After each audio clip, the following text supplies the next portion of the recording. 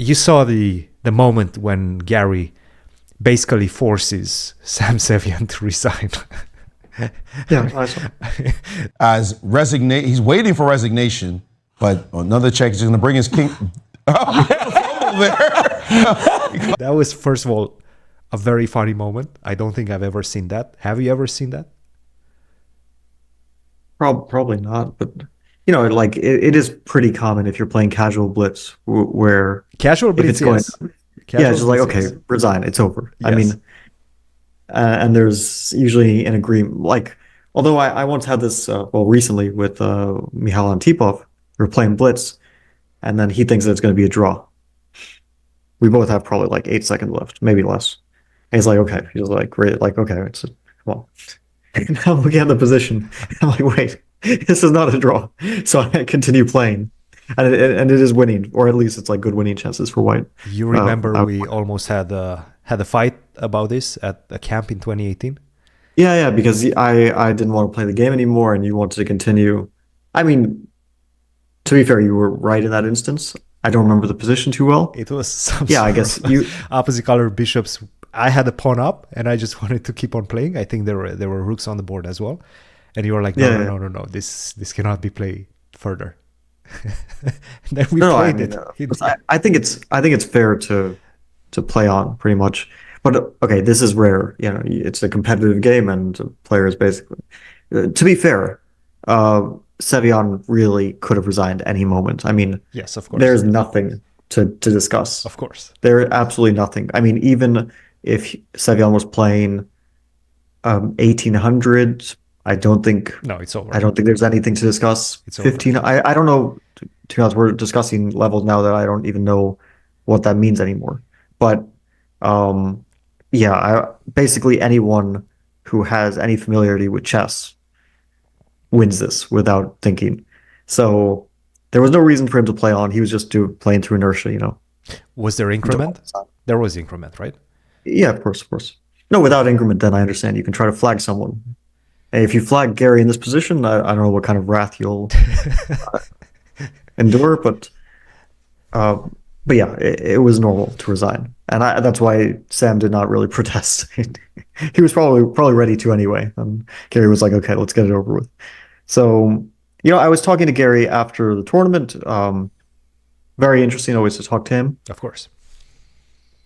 And like, we haven't seen him play chess in a professional way in 20 years now. Nearly 20 years, right? 2005 was his last major event, which he won. Linares 2005. Yeah. Lost in the last round against Topalov, but despite that, did win the tournament. And I think shared with Topalov, if I'm remembering. But when you talk to him, you understand like the kind of chess history he was part of. Not just his strength, of course. His strength is obvious. He dominated the chess world for 15 years, if not more. Arguably more. But at the very least 15 years. He was world champion from 1985 until he lost against Vladimir Kramnik, the world championship match. But even after that, he was still a dominant force. But then we talked about his first match, which of course is a well-known story, against Anatoly Karpov. It was his first world championship match. The match did not end. The long match. Right, it just didn't end because it was first to 6 wins, and Karpov could not get past 5 wins.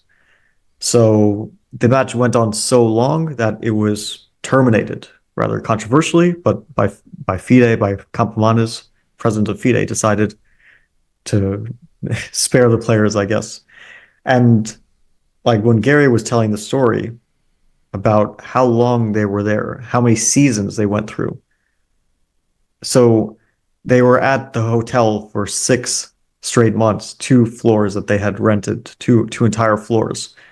They went through they went through 3 seasons. Players were coming back to play different tournaments, the Olympiad and so on. There was a parade for a celebration, and the KGB installed lookouts on one of their floors to make sure, nothing was going on in the parade, because they were on like 16, 17 floors high up. But can you imagine 6 months you're you're not playing all the time. I mean, they had long breaks, Honestly, and I they would don't.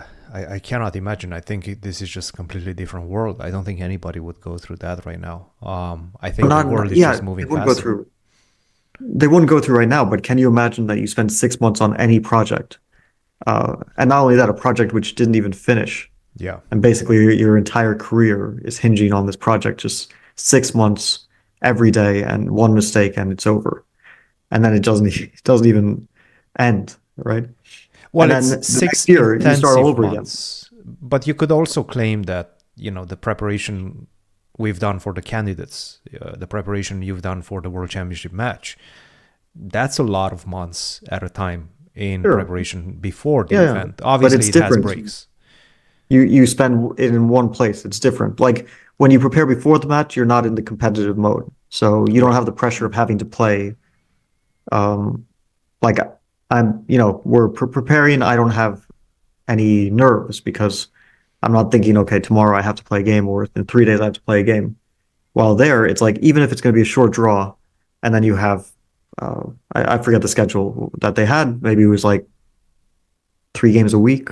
I don't know exactly. It's still huge intensity, huge Yeah, pressure. but you still have to deal with just the stress. You're always thinking about it. So, and then if you actually calculate how much time he spent World Championship matches, I think he like ran the numbers kind of quickly. It was like 170 days for first match. Then the next matches all against Karpov from 85 until 1990. Not every year, but those were the matches. Years ended in 1990 against Karpov. That was like another 290 days, and then he played Nigel Short. He played Vishy Anand, and he played Vladimir Kramnik, his final World Championship match. And then like how many years are we talking? A lot. Just playing matches. I mean, and preparing for the matches. Add the preparation preparing as well. You're adding so much more time. Of course, it was just remarkable to be part of, to be so significant in chess history. It almost feels like you spent all of those years just entrenched in the chess world, entrenched in either preparation, popularizing the game, doing simuls and whatever he was doing, giving press conferences and whatnot, and playing matches and tournaments, right? I mean, it's just we all do a that. life dedicated to chess, more or less. I mean, we all do that, but the World Championship is special. It's completely different. Yeah. It's very distinct from normal tournaments. I can say with some experience that it's very distinct. Now, I did it for, let's say, a month, or however long we were actually in London, plus the preparation, but to do it for like 2 years. And yeah, that's why also, I mean, there's a debate like who's greater, Magnus or Gary.